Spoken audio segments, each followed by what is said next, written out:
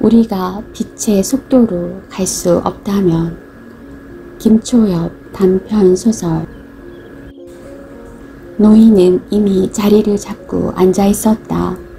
입구를 등진 채로 정거장 밖을 바라보는 뒷모습이 보였다.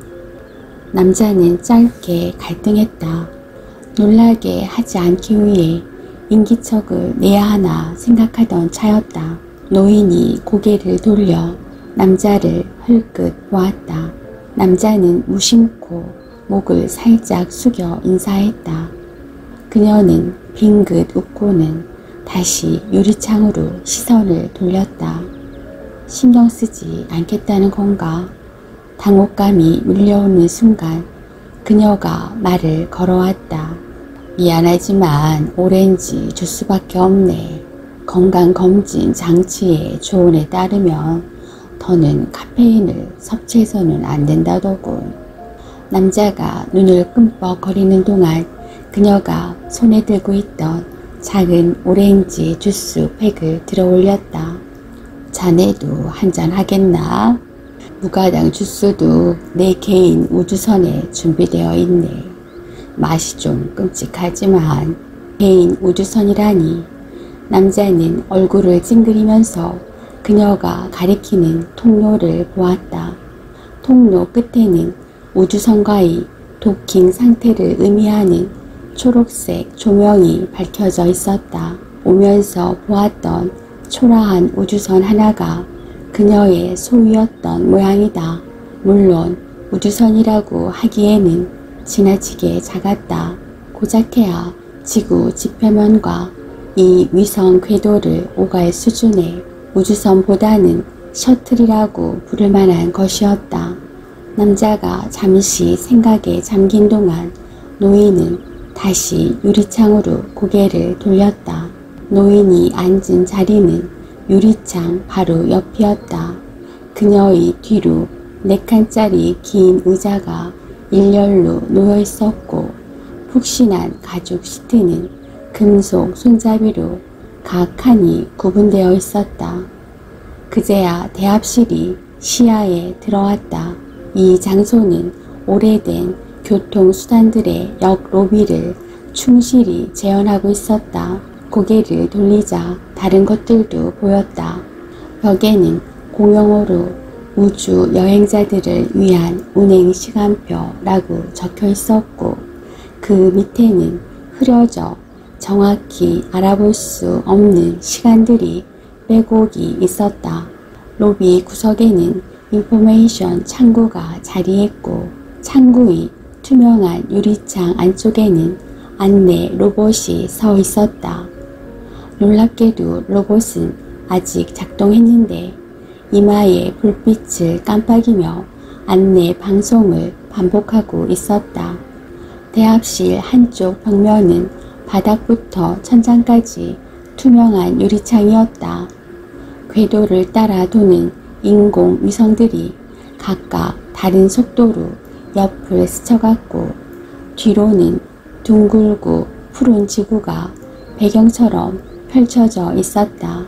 남자는 말없이 지구를 바라보고 있는 노인의 옆에 가서 앉았다. 남자는 선뜻 입을 열지 못했다. 처음부터 본론을 꺼내면 실패할 수 있으니 우선 노인의 이야기를 들어보라던 조언이 떠올랐다. 남자가 물었다. 저 혹시 어르신은 안나라고 부르게. 아, 네. 안나 씨는 어디로 가시는 겁니까? 그녀는 시선을 창밖에 둔 채로 대꾸했다. 슬램포니아 행성계. 그곳은 아주 멀 텐데요. 그래서 여기에 와 있는 거지. 노인은 품에서 무언가를 꺼내 들었다. 오래된 티켓 한 장이었다.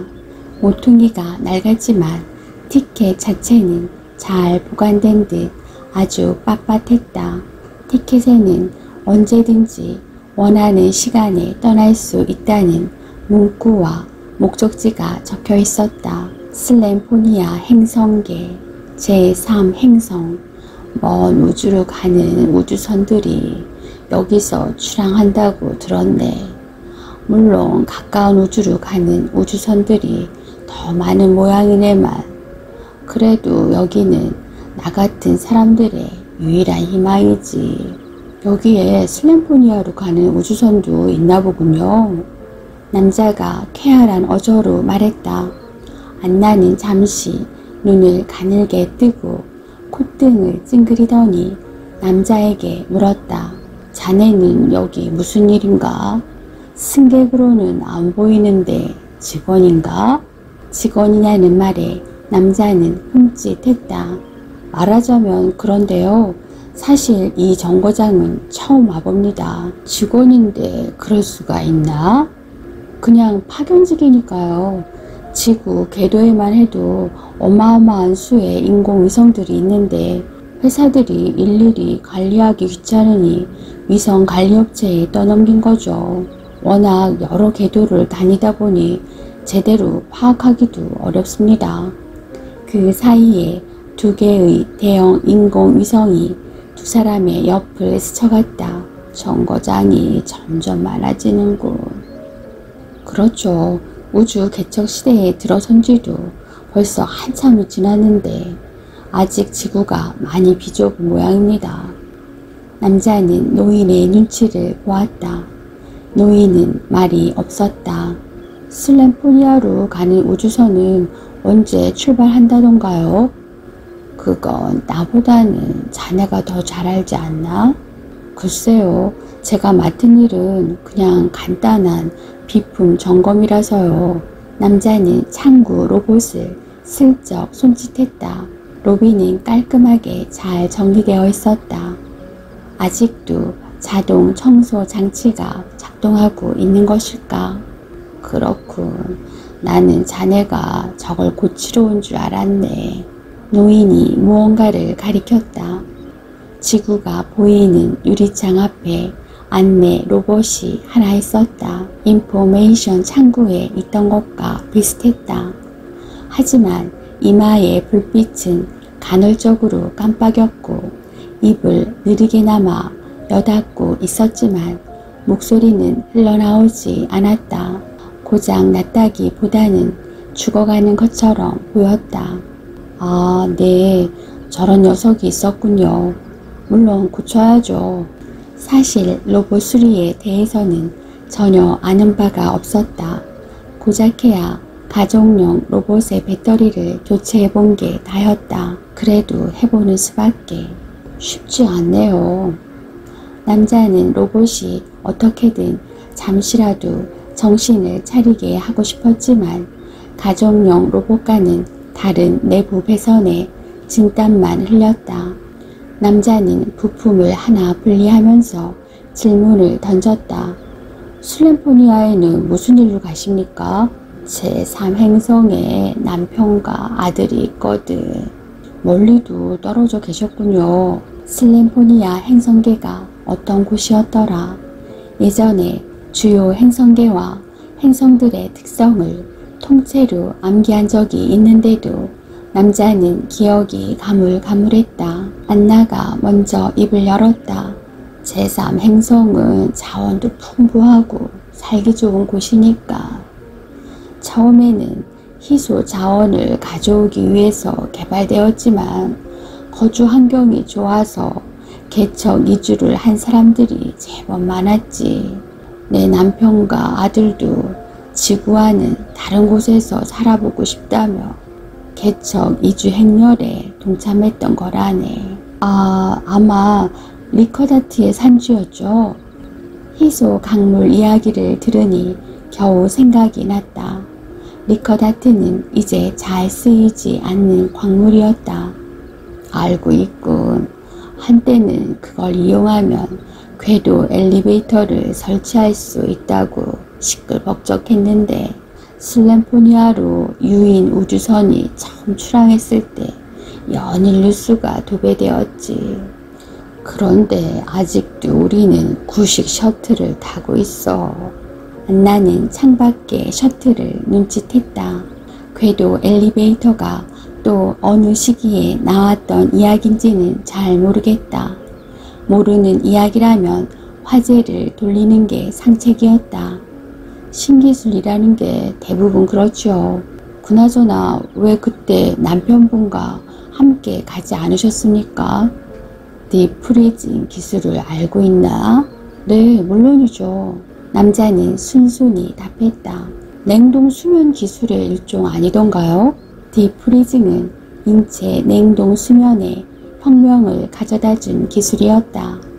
하지만 현재는 냉동 수면 자체가 그리 보편적으로 쓰이는 기술이 아니었다. 의료 분야에서 드물게 이용될 뿐이었다. 맞네. 나는 한때 딥프리징 기술을 연구했다네. 그 기술의 핵심 부분을 내가 개발했다고 해도 과언은 아닐 걸세. 물론 흔히 그렇듯이 기술만 남고 학자의 이름은 잊히지만 당시만 해도 꽤 영향력 있는 연구자였지. 남자는 고개를 끄덕이며 안나를 바라봤다. 지금 노인의 모습은 한때 이름이 알려졌던 학자라고 보기에는 믿을 수 없이 초라했다. 우주 개척 시대의 서막이 열린 때였어. 워프 항법이 상용화되고 여러 행성의 개척에 성공하면서 연방정부가 우주로 확장된 시기지. 다들 다른 행성에서의 새로운 삶을 꿈꾸던 시대였고, 워프 항법이 널리 쓰이던 시기에 관해서라면 남자도 배운 적이 있었다. 인류가 고작해야 달이나 화성에 발을 내디디고 태양계 밖으로는 무인 탐사선만 날려보내던 시기를 지나 진정한 의미에서 우주 곳곳을 개척하게 된 계기가 바로 워프 항법의 발명이었다. 우주선은 비록 빛의 속도에는 도달하지 못했지만 이동하는 우주선을 둘러싼 공간을 왜곡하는 워프 버블을 만들어서 빛보다 빠르게 다른 은하로 도달할 수 있게 되었다. 지구에서 가까운 항성계의 자원이 많거나 지구와 비슷한 환경의 행성들부터 개척이 시작되었다. 딥프리징은 인류의 우주 개척이 다음 단계로 나아가기 위해 필요한 기술이었어. 아무리 공간 왜곡을 통해서 성간 거리를 줄이더라도 우주선이 지구에서 출발해 다른 항성계에 도달하는 데는 여전히 오랜 시간이 걸렸으니까. 가까운 항성계는 수백 년에 불과하다지만 그런 곳엔 인류에게 유용한 행성이 얼마 없었고, 먼 곳은 수백 광년부터 수만 광년이나 떨어져 있었으니 워프 항법을 이용해도 몇 년이 넘게 걸렸지. 굳이 그 시간을 다 버티자면 못할 것도 없었겠지만 창밖 풍경이라곤 삭막한 검은 우주뿐이고 즐길 거리 하나 없는 우주선에서 멀쩡하게 정신을 유지할 수 있던 사람들이 얼마나 되었겠나. 눈을 뜨고 있는 사람은 먹고 싸는 것까지 해야 하니 실어 보내야 할 물자도 많았지. 그래서 아주 진보한 인체 동결 수면 기술이 요구되었던 거라네. 잠든 채로 우주의 곳곳에 많은 사람을 보낼 수 있도록. 나는 안티프리저라고 불리던 유기물질 혼합 용액을 연구하고 있었네. 혈액과 체액을 대체할 부동액의 일종이었어. 인체에 독성이 없어야 하고 동결과 해동에 적합해야 했지. 인체에 무해한 부동액을 개발하는 일만큼은 냉동 수면 기술의 최종 난제로 남아있었지. 그때까지 사용하던 부동액은 세포 손상을 완전히 막지는 못했고 그 탓에 당시의 냉동 수면은 생애 2번 정도로 제한되었으니까. 그랬군요. 결국 개발에 성공하셨습니까? 어떻게 되었을 것 같나? 도리어 돌아온 질문에 남자는 로봇을 고치던 공구를 손에서 놓고 눈만 꿈뻑거렸다. 안나가 씩 웃었다. 한번 들어보게. 어쨌든 나는 그 안티프리저를 개발하기 위해서 지구에 남았지. 그때는 무언가 인류의 미래에 기여한다는 그런 생각도 있었던 것 같네. 디프리징은 우주 개척의 다음 단계를 위해서도 필요했지만 의료계에서도 수요가 있었어. 당시는 새로운 질병에 대한 치료법이 날마다 쏟아져 나오던 때였으니까 아무리 치명적인 병을 앓는 환자여도 한 10년쯤 얼어있다 깨어나면 누군가 해결책을 찾아두었을 거라는 희망을 가질 수 있었던 시대였지. 과거를 이야기하는 안나의 눈은 반짝거렸다. 남자는 그녀가 말하는 시기가 언제인지를 속으로 헤아려 보았다. 남편과 아들이 슬램포니아로 떠나기로 했을 때 나는 내 연구가 거의 끝에 도달했다고 생각했다네. 실제로도 끝이 보였고 상용화는 바로 눈앞에 있었단 말일세. 남편과 아들 레에가 먼저 슬램포니아로 떠나고 나는 연구를 마무리 지은 다음에 가기로 했어. 슬램포니아는 아름다운 풍경으로 유명하지 않나. 이미 개척 2세대가 거주 중이니 그리 험난하지도 않을 테고 남편과 아들을 먼저 보낸 건 이왕 정착할 거면 일찍 가서 적응하는 것이 나을 거라고 생각했기 때문이네. 그때는 이렇게까지 지연될 줄 몰랐던 거지. 하지만 요즘은 그런 생각을 한다네. 설령 알고 있었더라도 막상 그때로 돌아가면 내가 해왔던 모든 것을 포기하고 슬램포니아로 갈 수 있었을까? 고민해봐도 쉽게 답을 내릴 수가 없네. 물론 해봐야 의미 없는 상상이긴 하지만 저였어도 포기하기 어려웠을 겁니다. 그렇게 생각하나? 안나는 미소 지었다. 우리의 프로젝트는 거의 마무리 단계에 도달했어. 사소한 몇 가지 문제를 해결하기만 하면 되었지. 하지만 삶이란 정말 예측할 수 없더군. 자네도 아마 그 다음에 일어난 일을 알고 있을 거야.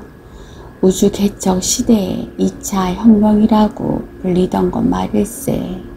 남자는 잠시 생각했다. 고차원 웜홀 통로의 존재가 알려졌죠. 안나는 웃었다. 그 웃음이 조금 씁쓸해 보였다. 그랬지.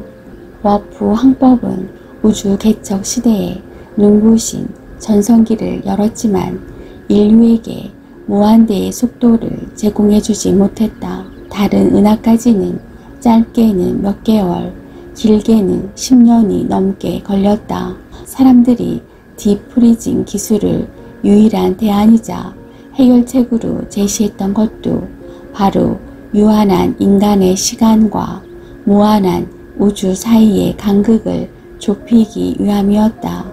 물론 그런 중에도 누군가는 성간 항해 기술에 다른 가능성이 있을지 모른다고 이야기했다. 우주에 수많은 벌레 구멍이 있다는 이론이 그 일례였다. 우주는 거대한 사과와 같고 벌레들이 파먹어 놓은 구멍들처럼 우주의 곳곳에는 공간과 공간 사이를 연결하는 고차원의 웜홀들이 존재한다는 이야기였다. 그런 고차원 통로를 이용하면 시간 지연 없이 우주의 한쪽에서 다른 한쪽으로 도달할 수 있을 것이라는 생각은 처음에는 지나치게 호황된 것으로 여겨졌다. 웜홀이 재조명받게 된 것은 우연한 사건 때문이었다. 항해 중이던 우주 탐사선 한 대의 신호가 갑자기 소멸되었는데 아무리 경로 추적을 해도 도저히 찾을 수가 없었다. 탐사선은 아주 엉뚱한 거의 우주의 반대편이라고 말할 법한 장소에서 발견되었다. 한 물리학 연구팀은 이 신호 소멸을 끈질기게 추적했다. 그리고 마침내 당시 탐사선이 연구 목적으로 발생시켰던 특수한 엑시온 입자선이 우주 공간의 웜홀을 활성화했다는 사실을 밝혀냈다. 이어진 후속 연구는 우주 개척의 패러다임을 바꾸었다. 웜홀은 원래 아주 불안정해서 우주선과 같은 거대한 물체와는 상호작용하지 않는다는 정론이 뒤집혔고, 실종된 탐사선의 사례를 따라 웜홀을 안정화할 수 있는 기술이 속속 발표되었다. 우리 우주에는 이미 셀 수 없이 많은 웜홀들이 있었다. 인류는 단지 이 통로들을 이용하기만 하면 되었다. 우주 개척 시대의 첫 번째 막이 저물고 두 번째 막으로 진입하던 순간이었지. 남자는 미간을 살짝 찌푸렸다. 그러면 하시던 연구가 웜홀의 발견으로 엎어진 겁니까? 그렇지는 않았다네. 결론부터 이야기하자면 우리는 결국 프로젝트에 성공했네. 안나는 미소 지었다. 남자의 반응이 재미있다는 태도였다. 하긴 디프리징이라는 기술이 단지 우주 항해에만 필요한 기술은 아니었으니 한순간에 엎어지지는 않았을 것이다. 물론 아쉽기도 했지. 실제로 우리 연구에 대한 주목도도 예전보다는 떨어졌다네. 웜홀 통로의 발견으로 성간 항해 기술의 주축이 완전히 이동했으니까. 어쨌든 하던 일은 마무리해야 했어. 여전히 의료 분야에서는 우리 연구가 필요했다네. 어쨌든 모든 것이 곧 끝날 테고 이 연구를 마무리 지으면 나는 슬램포니아로 가게 될 테고 지구를 떠나서 그곳에서 가족들과 여생을 보내게 될 테니 그때는 그렇게 생각했다네. 남자는 안나의 무덤덤해 보이는 표정 뒤에 수많은 감정이 중첩되어 있다고 느꼈다.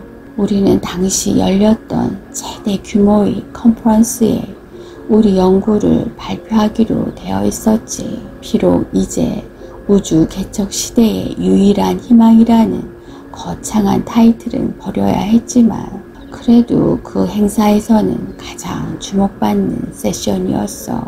난 학회가 끝나면 상용화와 관련된 계약들을 마저 체결하고 한 달 정도의 여유를 두고 지구에서의 삶을 정리할 생각이었네.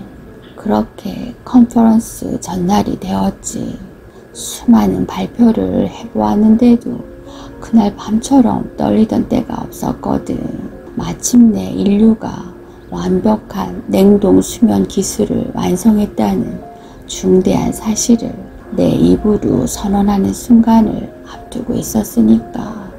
그런데 그때 행정비서에게 전화가 걸려왔지. 다급한 목소리로 슬램포니아행 우주선은 내일이 마지막 출항이라고 하더군.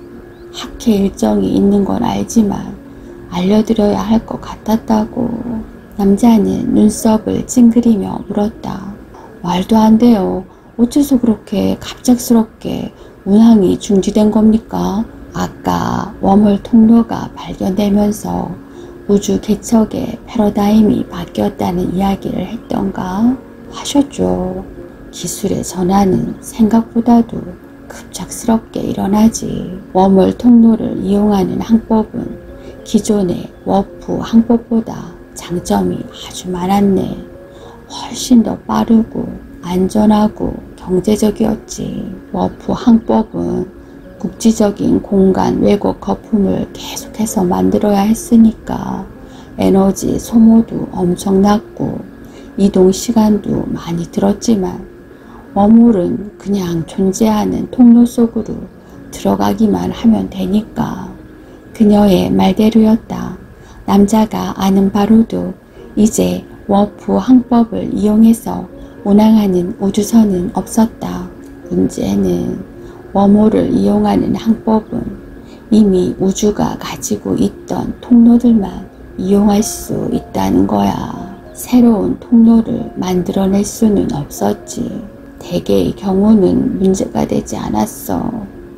웜홀을 안정화하는 방법이 알려진 이후로 수많은 통로가 발견되었으니까 우주 여행의 역사가 다시 쓰였지.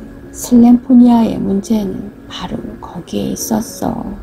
한때 슬램포니아는 우리에게 가까운 우주였는데 웜홀 항법이 도입되면서 순식간에 먼 우주가 되어버렸다네.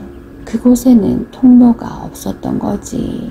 새로운 개척 시대에 이미 존재하는 통로만으로도 모두 가볼 수 없을 만큼 많은 별과 행성이 있는데 이제 못하루 몇 년도 넘게 잠을 자야만 갈 수 있는 곳에 우주선을 보내겠는가.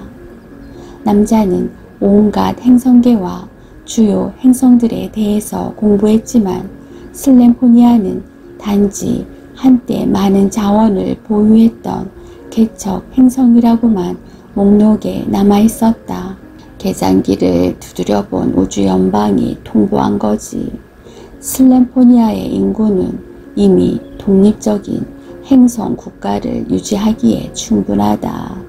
더 이상 우주선을 보낼 필요도 경제성도 에너지도 없다.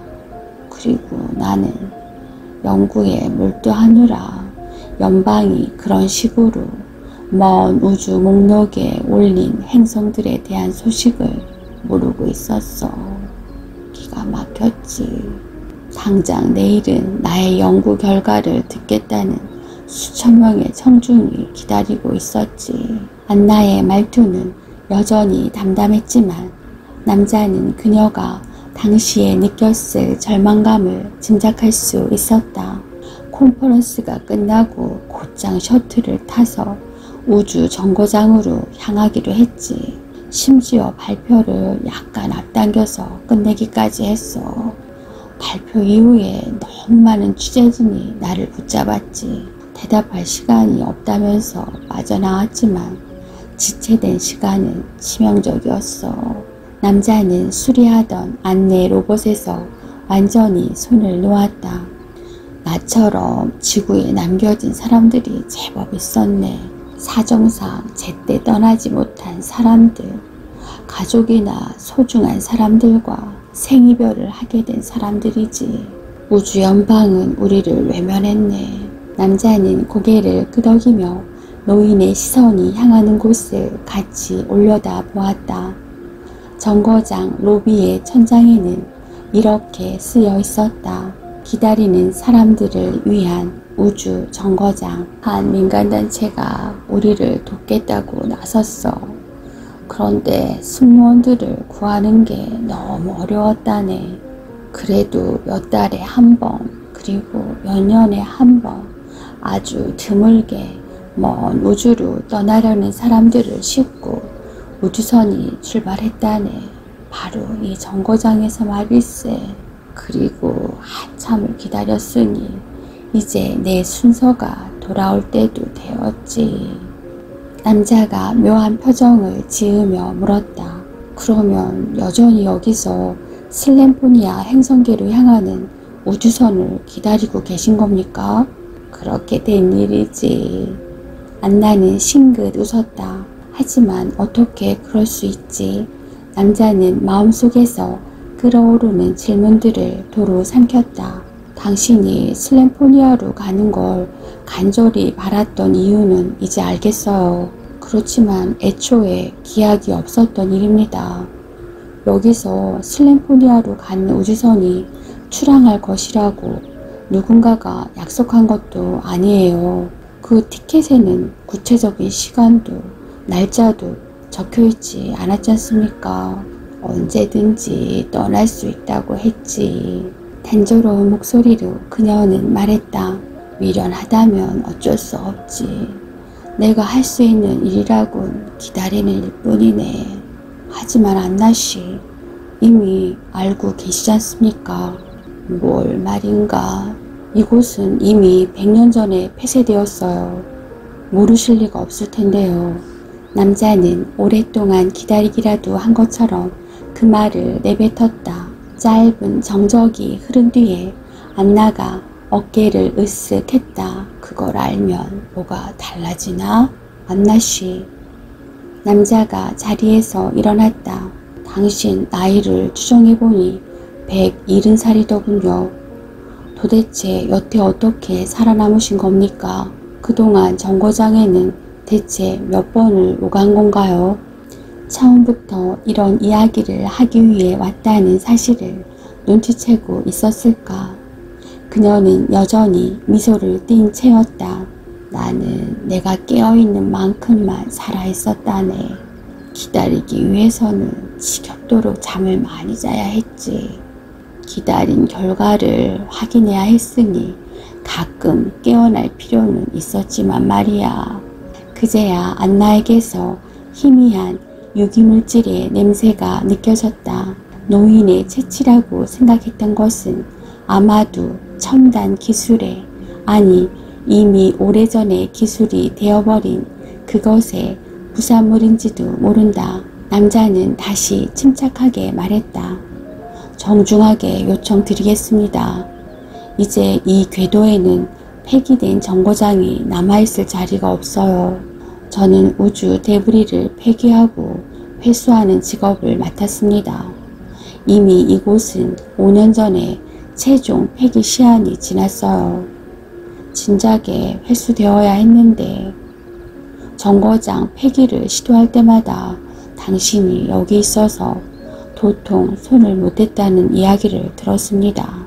노인네 하나를 왜 못 잡아먹어서 안달인지 모르겠고, 그동안 직원 3명이 파견되었는데 이 정거장 근처에도 접근하지 못했다고 하더군요.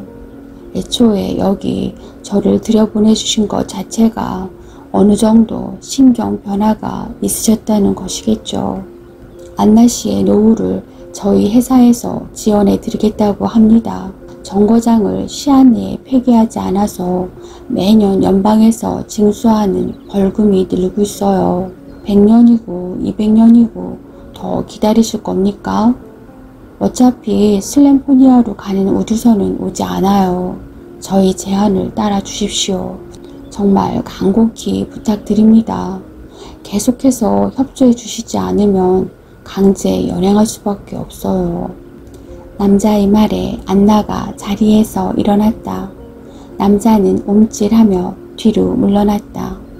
안나는 품에서 플라스마 건을 꺼냈다. 남자는 속으로 경악했다. 침착함을 유지해야 했다. 당신이 저를 죽이지 않을 거라는 걸 압니다. 어떻게 확신하나? 그녀가 입꼬리를 슬쩍 올려 웃었다.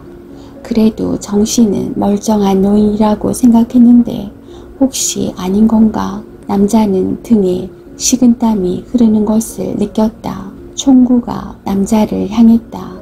확신은 아닙니다. 제발 그 총 좀 내려요.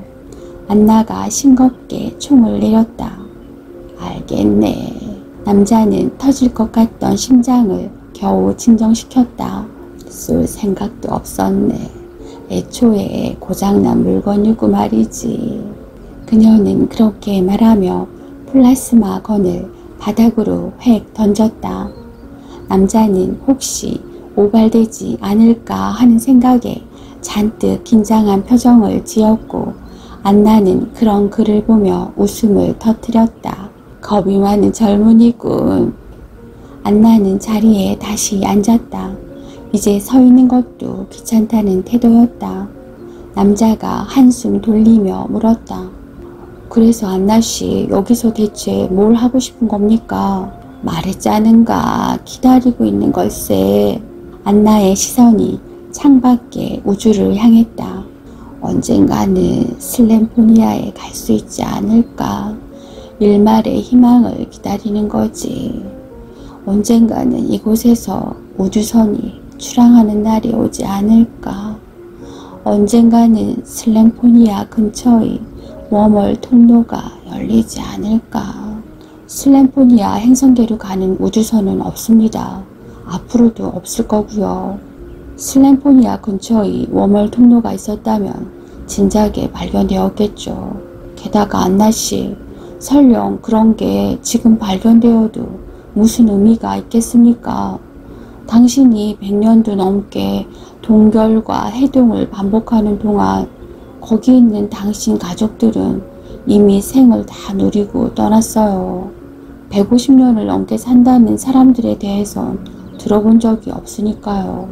제발 그냥 저희와 함께 가시죠. 본사에서는 2시간 내에 그녀를 끌어내라고 말했다. 궤도에 있는 수많은 다른 위성들에게 피해를 주지 않으면서 적절한 타이밍에 정거장을 파괴하고 데브리들을 회수하는 일은 쉬운 일이 아니었다. 시간은 얼마 남지 않았고 남자는 이제 무력으로라도 안나를 포기시켜야 했다. 물론 내가 사랑했던 사람들은 이미 다 죽었겠지. 그래도 가보고 싶은 거야. 운이 좋다면 남편 옆에 묻힐 수도 있겠지. 같은 곳에 묻히는 것에 그렇게 특별한 의미가 있습니까? 그럼 세대차라고 해두지. 자네보다 내가 100살은 더 먹었으니 말일세. 고집센 할머니를 설득하는 방법은 혹시 연구하신 적 없습니까? 내가 알기로는 그런 방법은 없어. 좋아요. 그럼 저는 본사에 지원을 요청하겠습니다. 강압적이어도 화내지 마세요. 내가 아까 딥프리징이 완전한 냉동 수면 기술이라고 이야기했던가? 네, 그렇게 말씀하셨죠. 남자는 한숨을 쉬면서 다시 노인에게 고개를 돌렸다. 하지만 그것도 완전한 건 아니었어. 100번을 넘게 잠들었다 깨어나 보니 그제야 알겠더군. 한번 동결했다가 깨어날 때마다 뇌세포가 우수수 죽어버리는 기분을 아나? 이제 나는 그 감각을 느낄 수 있다네. 동결은 대가 없는 불멸이나 영생이 아니야. 살아있음을 확인하기 위해서는 눈을 뜨는 순간이 있어야 하고 그때마다 나는 내가 살아보지도 못한 수명을 지불하는 기분이 들지. 그럼 대체 왜 그런 일을 하시는 겁니까? 이제 편히 노후를 보내실 수도 있지 않습니까? 이제 상황 판단이 안 되는 거라네.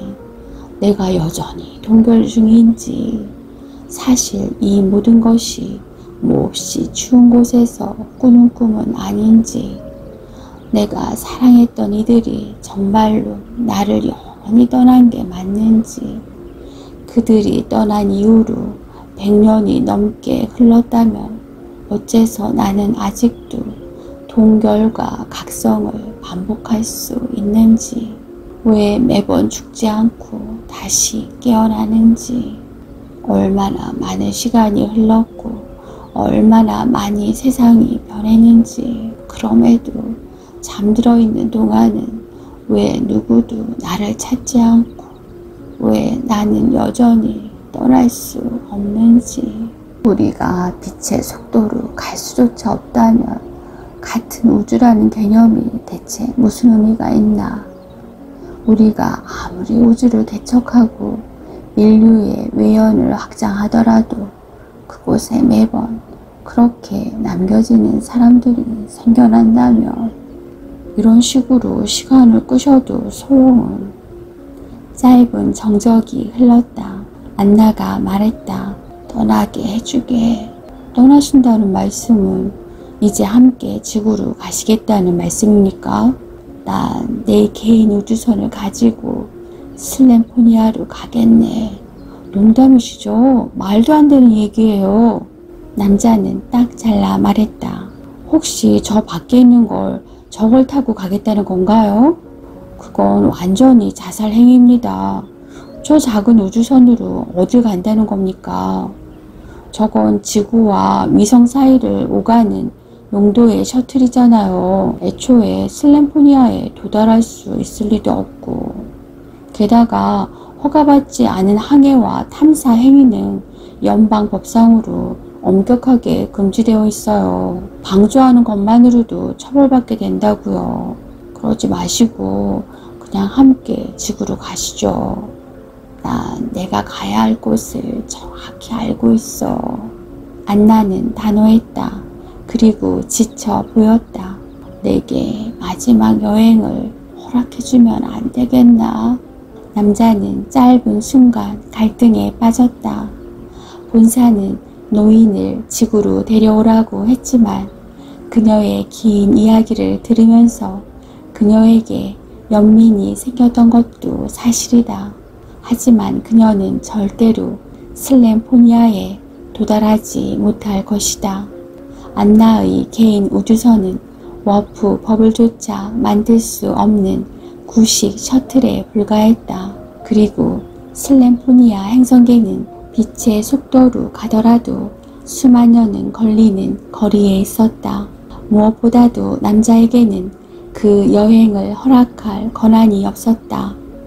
궤도의 우주 폐품이 포화 상태에 도달했기 때문에 숙련되지 않은 조종사의 짧은 판단 착오만으로도 충돌 사고가 발생할 수 있었다. 노인의 무허가 여행을 방조했다간 수많은 폐품들이 흩어지거나 멀쩡한 인공위성들이 파손될 것이다. 죄송합니다. 남자는 시선을 마주하지 않고 말했다. 저도 상부의 지시로 나온 거여서요. 사과는 진심이었다. 그녀의 이야기에 마음이 약해졌다. 하지만 그로써도 방법이 없었다. 무어라 더 저항이 있을 것이라는 예상과는 달리 안나는 순순히 고개를 끄덕였다. 알겠네. 그렇다면 어쩔 수 없지. 지구로 출발하겠네.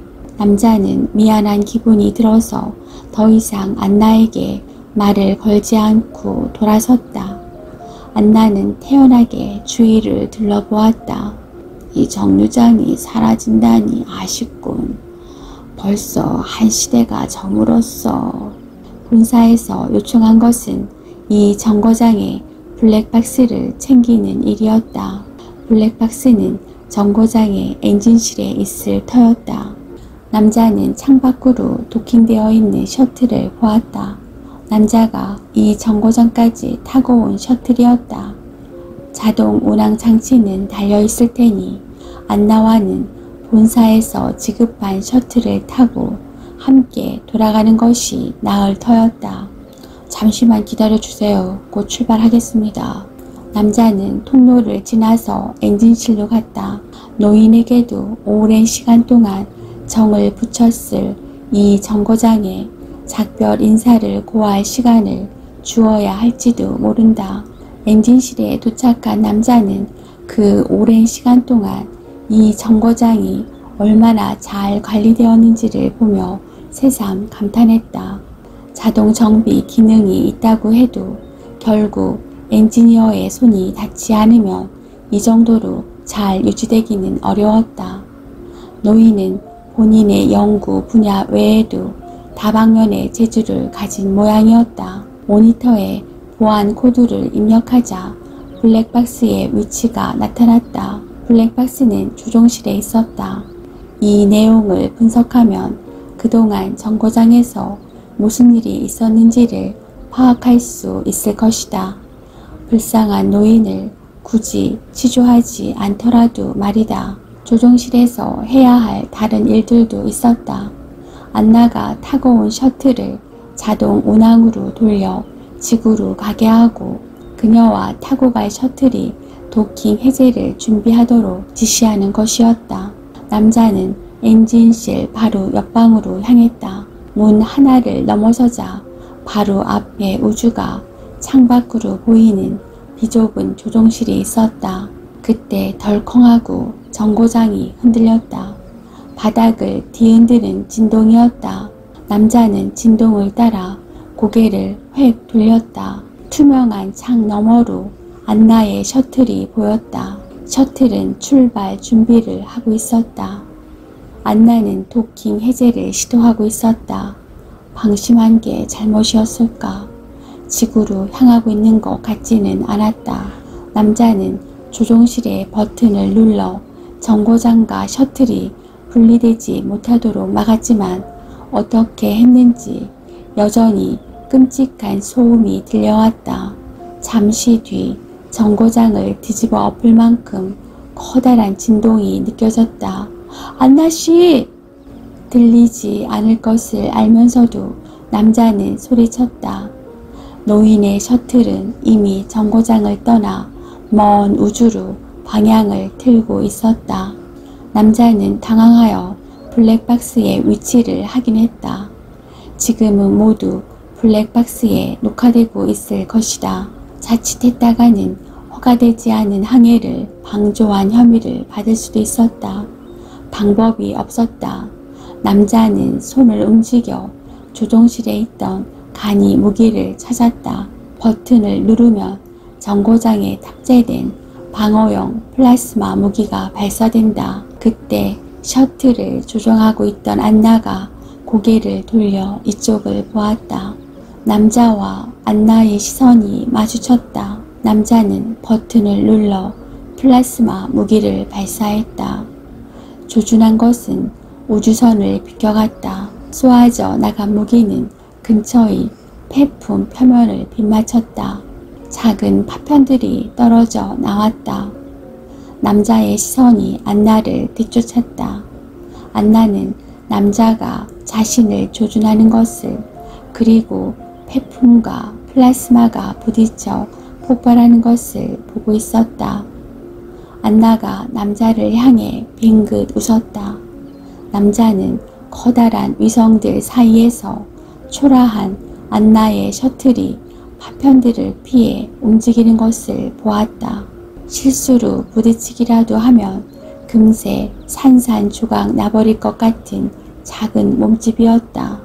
낡은 셔틀에는 아주 오래된 가속 장치와 작은 연료통 외에는 붙어있는 게 없었다. 아무리 가속하더라도 빛의 속도에는 미치지 못할 것이다. 한참을 가도 그녀가 가고자 했던 곳에는 닿지 못할 것이다. 그러나 안나의 뒷모습은 자신의 목적지를 확신하는 것처럼 보였다. 안나는 곧 파편이 없는 공간으로 들어섰다.